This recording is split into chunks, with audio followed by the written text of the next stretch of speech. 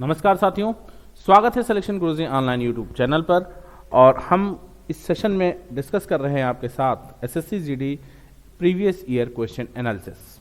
और स्टार्ट करते हैं आज का सेशन। पहला क्वेश्चन देखिएगा, कह रहे हैं ये एसएससी जीडी मार्च 25 नवंबर 2021 शिफ्ट 2 का क्वेश्चन है कि कितने समय में कोई धनराशि खुद की दोगुनी हो जाएगी यदि साधारण ब्याज दर 12% है। तो बहुत सिंपल सवाल, समझने की जरूरत है और बिना पेन पेपर के आप करने में सक्षम है इस सवाल को। अगर अभी तक आपने हमारे सेशन को नहीं ज्वाइन किया है तो हमारे चैनल को सब्सक्राइब कर लीजिए और हमारे साथ जुड़ जाइए। देखो यार, अगर मान लो कोई रुपया 100 रुपया है तो 12% का मतलब है कि एक साल में कितना रुपया मिलेगा? 12 रुपये ब्याज मिलेगा। तो एक साल में 12 रुपया अगर मिलेगा तो 8 साल में इसको दोगुना होने के लिए कितना चाहिए? इसको 200 होना पड़ेगा। एक साल में 12 तो 8 साल में 96 रुपये होगा। बच कितना रहा है? 4 रुपये। तो ये 4 रुपये कितने साल में आएगा भाई? एक साल में 12, एक साल में 12, तो इसका मतलब हर महीने 1 रुपये, यानी 4 रुपये के लिए 4 महीने लगेंगे। जोड़ लेंगे तो 8 साल 4 माह में 100 रुपए का 100 रुपया ब्याज यानी 200 हो जाएगा, यानी डबल हो जाएगा। ऑप्शन नंबर डी करेक्ट हो जाएगा। क्लियर है कहानी?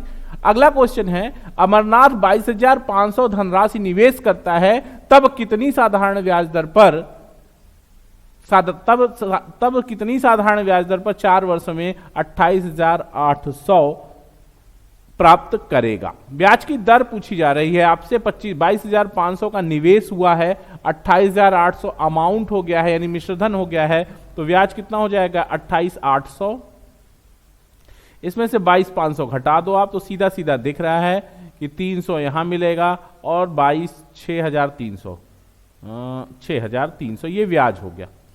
तो ब्याज बराबर पीआरटी मूल पीआरटी बाई 100, या आप ये देख सकते हैं कि 6,300 बराबर मूलधन हो गया आपका 22,500 गुणित दर आर और गुणित समय 4 वर्ष बटा 100। 0000 से खत्म हो जाएगा। आर बराबर हो जाएगा 6300 बटा 225 गुणित 4। 25 9 225, 25 चौका 100, 4 इक्का 4, 9 सते 63, यानी रेट ऑफ इंटरेस्ट 7%। यहां तक कोई दिक्कत नहीं ना, कर लोगे। सिंपल सिंपल सवाल है और सब एग्जाम में आए हुए क्वेश्चन है।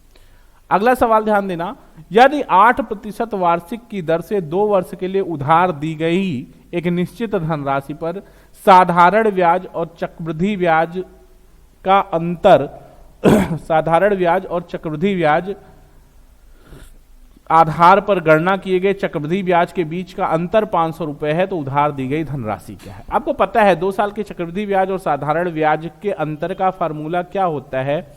2 साल के चक्रवृद्धि ब्याज और साधारण ब्याज के फार्मूला अंतर का फार्मूला D = P R/100 का स्क्वायर है। तो D है 512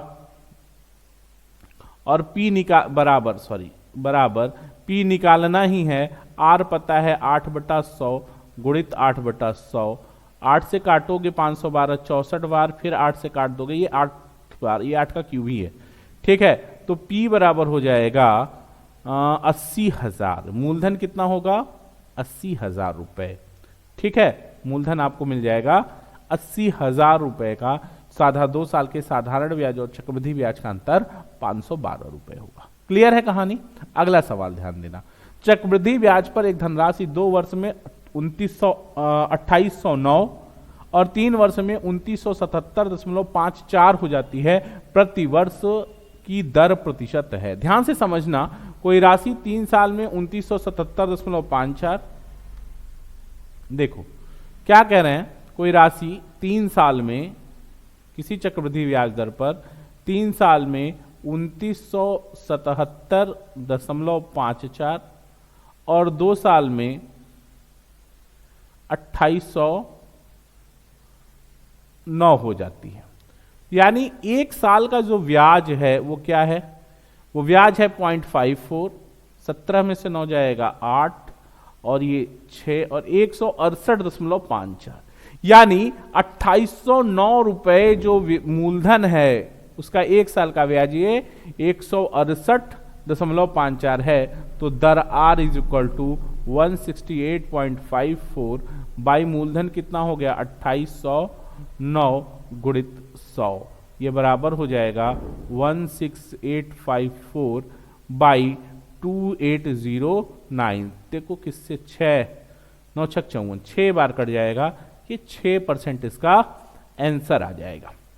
कोई दिक्कत नहीं, कर लोगे। अगला सवाल ध्यान देना, अगला सवाल है कि 40 आदमी एक काम को 15 दिन में पूरा कर सकते हैं। 40 आदमी एक काम को 15 दिन में पूरा कर सकते हैं। उन्होंने काम करना शुरू किया और 5 दिनों के बाद 10 और आदमी उनके साथ जुड़ गए। पूरा काम कितने दिनों में पूरा होगा? ठीक है, सिंपल सवाल है, देखते हैं पूरा काम कितने दिन में समाप्त होगा। गुड। तो कह रहे हैं कि 40 आदमी किसी काम को 15 दिन में कर सकते हैं। इन्होंने 5 दिन काम किया, 40 आदमी ने 5 दिन काम किया, उसके बाद इनके साथ 10 और आदमी आ गए, यानी 40 10 50 लोग हो गए और यह काम डी हो गया। तो 40 गुणित 10 बराबर 50 डी, या 10 25 50 5 वट्ठे 40, डी बराबर 8 दिन। 8 दिन ये और प्लस 5 दिन 40 लोगों ने काम किया था, यानी टोटल 13 दिन में काम कंप्लीट हो जाएगा। सिंपल सवाल है ना। तो अब आप समझने की कोशिश करो कि 13 दिन में काम पूरा हो जाएगा। अगला सवाल है 25 डॉक्टर 5 घंटे में 75 रोगियों की कर सकते हैं, मतलब इलाज कर सकते हैं। ठीक है, यदि 5 डॉक्टर सेवा छोड़ दें तो 6 घंटे में कितने रोगियों की जांच की जा सकती है? ठीक है, 2023 का सवाल है, 6 फरवरी एसएससी जीडी शिफ्ट नंबर 2 का क्वेश्चन है। सिंपल सवाल है, M1 D1 T1 by W1 is equal to M2 D2 T2 by W2। तो कह क्या रहे हैं कि 25 डॉक्टर 5 घंटा 75 रोगी, 5 सेवा छोड़ दिए तो 20 डॉक्टर 6 घंटा कितना रोगी? मान लो P पेशेंट, काट लो, आप काट ही लो। 5 चौके 20, 5 छक्का 5, 5 छक्के 20, 5 तिहाई 25 तिहां 75, यानी P बराबर हो गया 4 गुणित 6 गुणित 3, 4 छक 24 तिहां 72। 72 पेशेंट की जांच कर पाएंगे, रोगियों की जांच कर पाएंगे। सिंपल। अगला सवाल है कि पाइप ए और बी भरे हुए टैंक को क्रमशः 10 मिनट और 15 मिनट में खाली कर सकते हैं, जबकि पाइप सी अकेले उसी खाली टैंक को 12 मिनट में भर सकते हैं।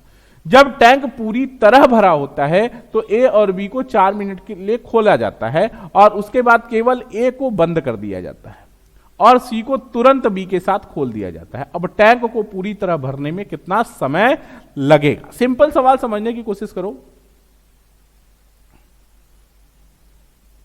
देखो क्या कह रहे हैं, थोड़ा सा ब्लर हो रहा है ना, हाँ अभी क्लियर हो रहा है। देखो क्या कह रहे हैं कि ए बी और सी हैं। ए बी खाली करने वाले टैंक है, माइनस हैं, और सी क्या है? भरने वाला है। ए कितने देर में? 10 मिनट में, और बी 15 मिनट में खाली करता है, जबकि सी 12 मिनट में भर सकता है। एलसीएम हो जाएगा 60, 6, 4, 5। क्या कह रहे हैं? जब 12 मिनट में भर सकता है, ठीक है।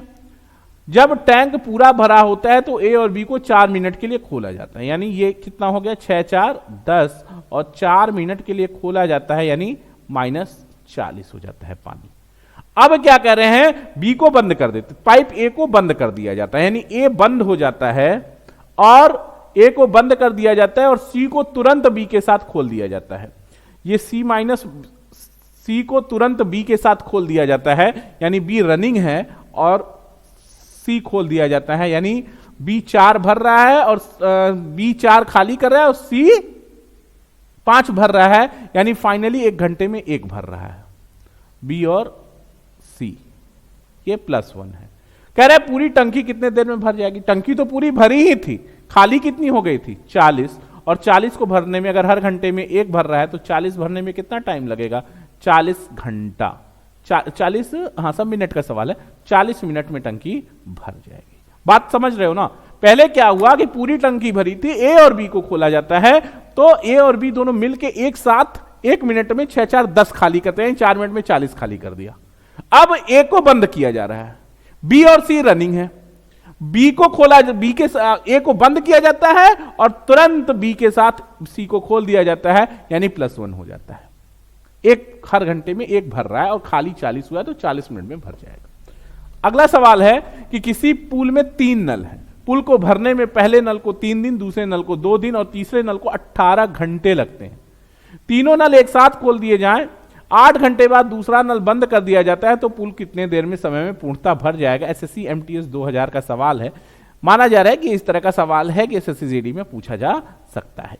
3 नल है, 1 2 3, 24 तियां 72, 24 दूनी 48 और ये 18। एलसीएम कितना हो जाएगा? 144। क्यों? क्योंकि 2 दिन में 48 घंटे, 3 दिन में 72 घंटे। 72 दूना 144, 48 तियां और 18 दूनी 36 25, 18 25 90। ठीक है ना? तो ये कितना हो गया? 8। ठीक, तीनों भर रहे हैं। कह रहा है कि तीनों नलों को एक साथ 8 खोला जाता है, 8 घंटे बाद दूसरे को बंद कर रहे हैं। तो पहले तो तीनों मिलके कितना? 8 2 10 3 13 और 8 घंटा काम हो रहा है, तो 13 बट्टा 104 भरा और अब बी को बंद, अब इसको दूसरे वाले नल को बंद कर दिया इन्होंने।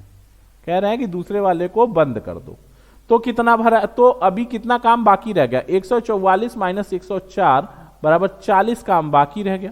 और ये नल ए और नल 1 और नल 3 कितना?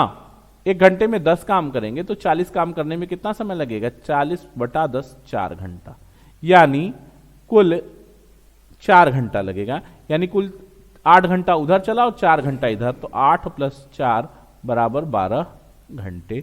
यह हमारा आंसर हो गया।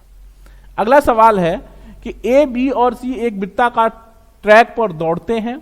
ए बी और सी को एक चक्कर पूरा करने में क्रमशः 6 मिनट 8 मिनट और 3 मिनट का समय लगता है। यदि वे 5 बजे एक साथ शुरू करते हैं तो आरंभिक बिंदु पर दोबारा किस समय मिलेंगे?